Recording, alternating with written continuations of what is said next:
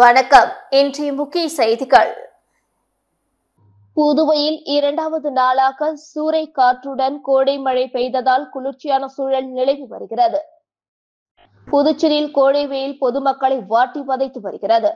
கத்திரி வெயிலின் தாக்கம் குறையாமல் வெப்பம் அதிகரித்த வண்ணம் உள்ளது. கடந்த சில நாட்களாக புதுச்சேரியில் 100 டிகிரி வெயில் கொளுத்தியது. இதனால் பகல் வேளைகளில் பொதுமக்கள் வீட்டை விட்டு வெளியே வரவே தயங்குகின்றனர். இதனிடையே நேற்று முன்தினம் இரவு திடீரென சூறை காற்றுடன் இடி மின்னலுடன் மழை பெய்தது. இந்நிலையில் நேற்று முன்தினம் பெய்த மழையால் நேற்று காலை முதல் புதுச்சேரி முழுவதும் மேகமூட்டத்துடன் காணப்பட்டது. இதனால் பொதுமக்கள் மற்றும் சுற்றுலா பயணிகள் கடற்கரையில் குவிந்தனர். இதற்கிடையில் நேற்று மதியம் 3:30 மணி அளவில் திடீரென வானில் கருமேகங்கள் சூழ்ந்து சூறைக்காற்று வீச துவங்கியது.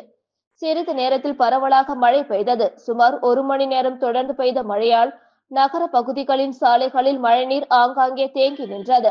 இதனால் பல்வேறு இடங்களில் முன்னெச்சரிக்கை நடவடிக்கையாக மின்சாரம் தடைப்பட்டது.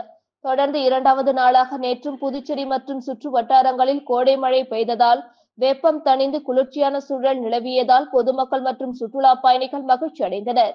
இதில் நேற்று சுமார் 3.15 சென்டிமீட்டர் மழை பெய்துள்ளது குறிப்பிடத்தக்கது. புதுச்சேரி நேரு வீதியில் தள்ளுவண்டியில் மசாலா பொரி மற்றும் வேர்க்கடலை விற்பனை செய்து வரும் ஒரு பட்டதாரி இளைஞரின் முயற்சியை பாராட்டிய முதலமைச்சர் ரங்கசாமியின் செயல்கள் தற்பொழுது பலரது மனங்களை நெகிழ செய்துள்ளன. திருவண்ணாமலையை சேர்ந்த லட்சுமி நாராயணன் BSc கெமிஸ்ட்ரி பட்டதாரி. தொழிலில் தன்னம்பிக்கையுடன் புதுச்சேரி நேரு வீதியில் தள்ளுவண்டி மூலம் மசாலா பொரி மற்றும் வேர்க்கடலை விற்பனை செய்து வருகிறார். இவரை தொடர்ந்து கவனித்து வந்த முதலமைச்சர் ரங்கசாமி ஒரு நாள் தனது உதவியாளரிடம் அந்த வாலிபரிடமிருந்து மசாலா பொரி மற்றும் வேர்க்கடலை வாங்க சொல்கிறார்.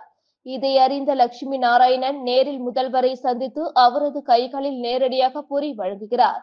அந்த நேரத்தில் தினமும் எப்படி வேலை செய்கிறாய் என ஜாலியாக பேசும் முதலமைச்சரிடம் 3 கிலோ விற்பனை செய்தால் 500 கிடைக்கும் என அந்த வாலிபர் பதிலளிக்கிறார்.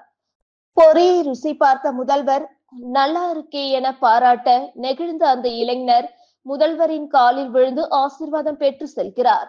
இந்த வீடியோ சமூக ஊடகங்களில் வேகமாக பரவி பலரது மனங்களில் நம்பிக்கையும் ஊக்கத்தையும் ஊட்டியுள்ளது. புதுச்சேரி பல்கலைக்கழகத்தில் நடைபெற்ற தேசிய கொடி வெற்றி பேரணியில் துணைநிலை ஆளுநர் கைலாஷ்நாதன் கலந்து கொண்டு துவக்கி வைத்து தேசிய கொடியை கையில் ஏந்தி நடந்து சென்றார். பஹல்காம் பயங்கரவாத தாக்குதலுக்கு பதிலடி தரும் விதமாக இந்திய ராணுவ வீரர்கள் தாக்குதல் நடத்தி இந்திய ராணுவத்தின் பலத்தை உலகத்திற்கு தெரியப்படுத்தினர்.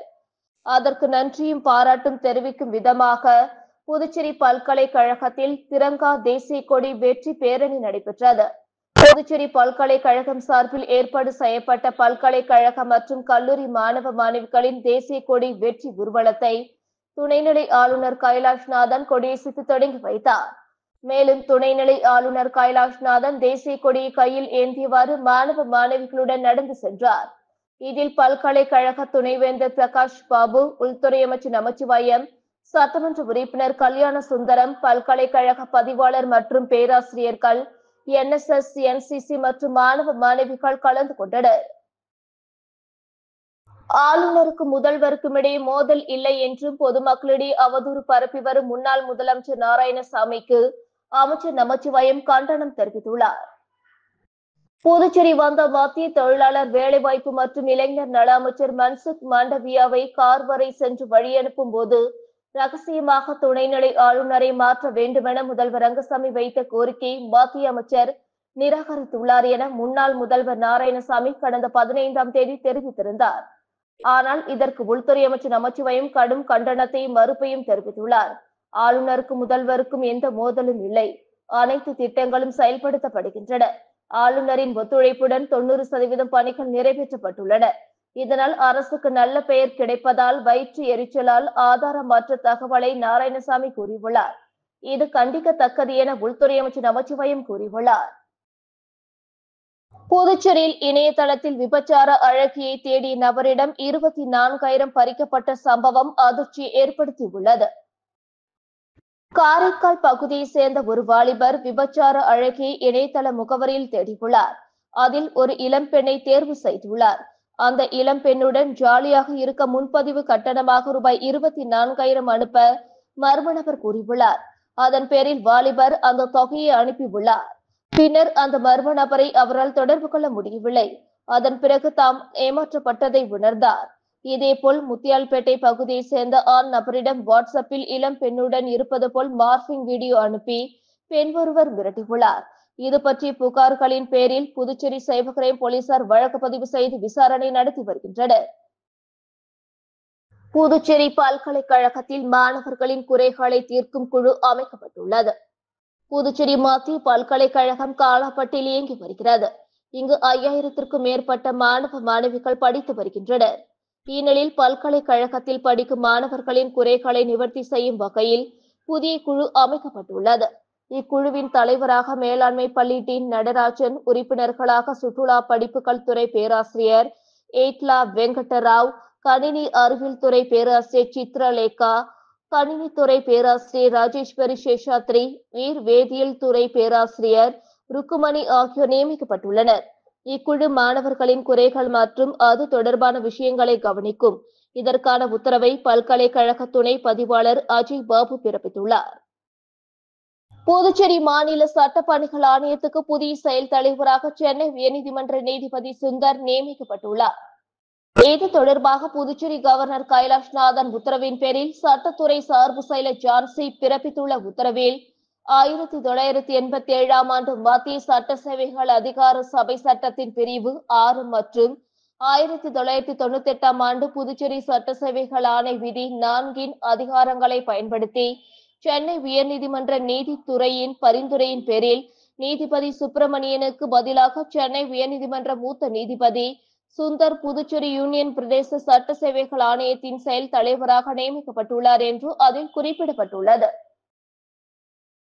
ஆபரேஷன் சிந்தூரில் பங்கேற்ற முப்படை வீரர்களுக்கு நன்றி தெரிவித்து அவர்களை பாராட்டும் வகையில் காரைக்கால் மாவட்டத்தில் தேசிய கொடி ஏந்தி பேரணியில் ஈடுபட்டனர். ஆபரேஷன் சிந்தூரில் வெற்றிகரமாக நடத்திய முப்படை வீரர்களுக்கு நன்றி தெரிவிக்கும் வகையில் காரைக்கால் மாவட்ட பாஜக சார்பில் விடுக்கப்பட்ட அழைப்பை ஏற்று பொதுமக்கள், வியாபாரிகள், முன்னாள் ராணுவ வீரர்கள் உள்ளிட்ட அனைத்து தரப்பினர் கலந்து கொண்ட தேசிய கொடி பேரணி நடைபெற்றது. காரைக்கால் ஏழை மாரியம்மன் கோயில் வாசலில் இருந்து துவங்கிய பேரணியில் புதுச்சேரி மாநில பாஜக துணைத் தலைவர் GNS ராஜசேகரன் தலைமையில் 500க்கும் மேற்பட்ட காரைக்கால் பகுதி மக்கள் கலந்து கொண்டு முப்படை வீரர்கள் மற்றும் பிரதமர், உள்துறை அமைச்சர், பாதுகாப்புத்துறை அமைச்சர் ஆகியோரை பாராட்டு கோஷங்களை எழுப்பியவாறு சென்றனர். நகரின் முக்கிய வீதிகள் வழியாக சென்ற பேரணி பொய்யாத மூர்த்தி விநாயகர் ஆலயம் அருகே முடிவடைந்தது. இப்பேரணியில் காரைக்கால் மாவட்ட தலைவர் முருகதாஸ், புதுச்சேரி மாநில பாஜக துணைத் தலைவர் கணபதி, மாவட்டத்தில் உள்ள 5 சட்டமன்ற தொகுதி தலைவர்கள் உள்ளிட்ட ஏராளமானோர் கலந்து கொண்டனர். புதுச்சேரியில் காவல்துறைக்கென வாங்கப்பட்ட கனரக வாகனங்கள் மக்கிய நிலையில் உள்ள வீடியோ வைரலாகி வருகிறது. புதுச்சேரி காவல்துறையின் இந்திய ரிசர்வ் பட்டாலியன் 2005 ஆரம்பிப்பதற்கு முன்பாகவே அதற்கு தேவையான கனரக வாகனங்கள், பேருந்துகள், வேன் போன்றவை வாங்கப்பட்டன. அவை வெயில், மழையில் பல ஆண்டுகளாய் நிற்க வைக்கப்பட்டுள்ளன. தற்பொழுது இவை துருப்பிடித்து விட்டது. வாகனம் ஓட்டுவதற்கு சரியான ஓட்டுநர்கள் தேர்ந்தெடுக்கப்படாமல் காவலர்கள் மற்றும் டி குரூப் ஊழியர்கள் வைத்து வாகனத்தை இயக்கியதால் எந்த பராமரிப்பு இல்லாமல் பழுதாகிவிட்டன. 2025க்கு பிறகு எல்லா வாகனங்களும் முற்றிலும் பழுதாகிவிட்டது. ஒரு சில பேருந்துகள் மட்டும் பயன்பாட்டில் இருந்தது.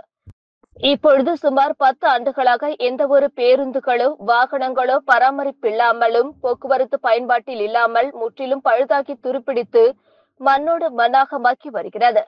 இது தொடர்பாக DIG சத்ய சுந்தரத்திடம் கேட்டதற்கு வாகனங்கள் எதுவும் வீணாக்கப்படவில்லை. வாகனம் பயன்படுத்த வேண்டிய காலகட்டம் வரை அவை பயன்படுத்தப்பட்டன. அதன் பிறகு அவை பயனற்றவைதான். அதற்கு மாற்றாக புதிய வாகனங்கள் ஆர்டர் செய்யப்பட்டுள்ளன. விரைவில் புதிய வாகனங்கள் வரும் என தெரிவித்தார். புதுச்சேரியில் கடந்த சில நாட்களாக அவ்வப்பொழுது ஏற்படும் திடீர் மின்தடையால் பொதுமக்கள், வர்த்தகர்கள் அவதிப்படுவதாக தெரிவித்துள்ளனர். புதுச்சேரி நகர் மற்றும் புறநகர் பகுதிகளில் அம்மன் கோயில்கள் ஏராளமாக உள்ளன. இவற்றில் சித்திரை மாத திருவிழா நடைபெற்று வருகிறது. இந்நிலையில் மாலை மற்றும் இரவு நேரங்களில் ஊரக பகுதிகளில் திடீரென மின்தடை ஏற்படுவதாக ஏற்கனவே புகார்கள் எழுந்துள்ளன. மேலும் புதுச்சேரி நகரில் முதலியார்பேட்டை உள்ளிட்ட பகுதிகளில் நள்ளிரவில் மின்தடை அடிக்கடி ஏற்படுவதாகவும் அதனால் உறக்கமின்றி தவிப்பதாகவும் பொதுமக்கள் தெரிவிக்கின்றனர். இந்நிலையில் நேற்று மழை பெய்த நிலையில் பல இடங்களில் மின்தடை ஏற்பட்டது. மாலையில் மழை பெய்த போது புதுச்சேரி நேரு வீதி, கேன்டீன் வீதி உள்ளிட்ட பெரும்பாலான பகுதிகளில் மின்தடை ஏற்பட்டது. மின்தடையானது மாலை பல மணி நேரம் நீடித்தது. இதனால் வர்த்தகர்கள், பொதுமக்கள் அவதியடைந்தனர். மதுரையில் நடைபெறவுள்ள முருக பக்தர் மாநாட்டிற்கு காரைக்காலில் இருந்து 1000 பேரை அனுப்ப உள்ளதாக புதுச்சேரி மாநில பாஜக துணைத் தலைவர் ராஜசேகரன் தெரிவித்துள்ளார். மதுரையில் வரும் ஜூன் 22ஆம் தேதி முருக பக்தர்கள் மாநாடு நடத்தப் போவதாக இந்து முன்னணி அறிவித்துள்ளது. இந்நிலையில் அதற்கான ஆயத்த பணிகளை இந்து முன்னணியினர் தொடர்ந்து மேற்கொண்டு வருகின்றனர். காரைக்கால் மாவட்ட இந்து முன்னணி மாவட்ட தலைவர் கணேஷ் மற்றும் நகர தலைவர் ராஜ்குமார் ஆகியோர் மாவட்டத்தில் உள்ள பல்வேறு முக்கிய நபர்களையும் முருக பக்தர்களையும் சந்தித்து மாநாட்டு அழைப்பிதழ்களை வழங்கி வருகின்றனர். இதன் ஒரு பகுதியாக இன்று பாஜக மாநில துணைத் தலைவர் GNS ராஜசேகரன், மாவட்ட பாஜக தலைவர் முருகதாஸ் உள்ளிட்ட பாஜகவினரை சந்தித்து மாநாட்டு அழைப்பிதழ்களை வழங்கி மாநாட்டிற்கு அழைப்பு விடுத்தனர்.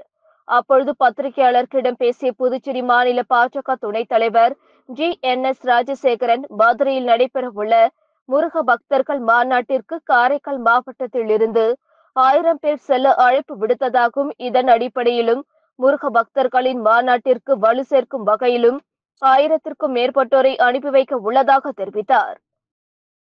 விழுப்புரம் மாவட்டம் திண்டிவனம் அருகே தைலாபுரத்தில் கடலூர் மாவட்டத்தை சேர்ந்த 50க்கும் மேற்பட்ட இளைஞர்கள் பாமக நிறுவனர் டாக்டர் ராமதாஸை சந்தித்தனர்.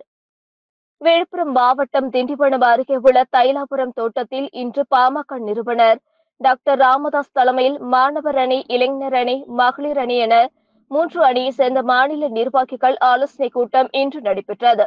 ஆலோசனை கூட்டத்தில் பாமக கௌரவ தலைவர் GK மணி, சேலம் மேற்கு மாவட்ட செயலாளர், சட்டமன்ற உறுப்பினருமான அருள் உள்ளிட்ட நிர்வாகிகள் ஆலோசனை கூட்டம் நடைபெற்றது. அப்பொழுது கடலூர் மாவட்டம் இளைஞர் அணியை சேர்ந்த VK சுரேஷ் தலைமையில் 50க்கும் மேற்பட்ட இளைஞர்கள் ஆலோசனை கூட்டத்தில் பங்கேற்று அதன் பின்பு ராமதாஸை சந்தித்தனர். அதனைத் தொடர்ந்து பாமக மாநில இளைஞர் அணி செயலாளர் முகுந்தனையும் சந்தித்தனர். இதில் கடலூர் மாவட்ட இளைஞர் அணிகளை சேர்ந்த பலர் கலந்து கொண்டனர். இத்துடன் செய்திகள் நிறைவடைந்தன. வணக்கம்.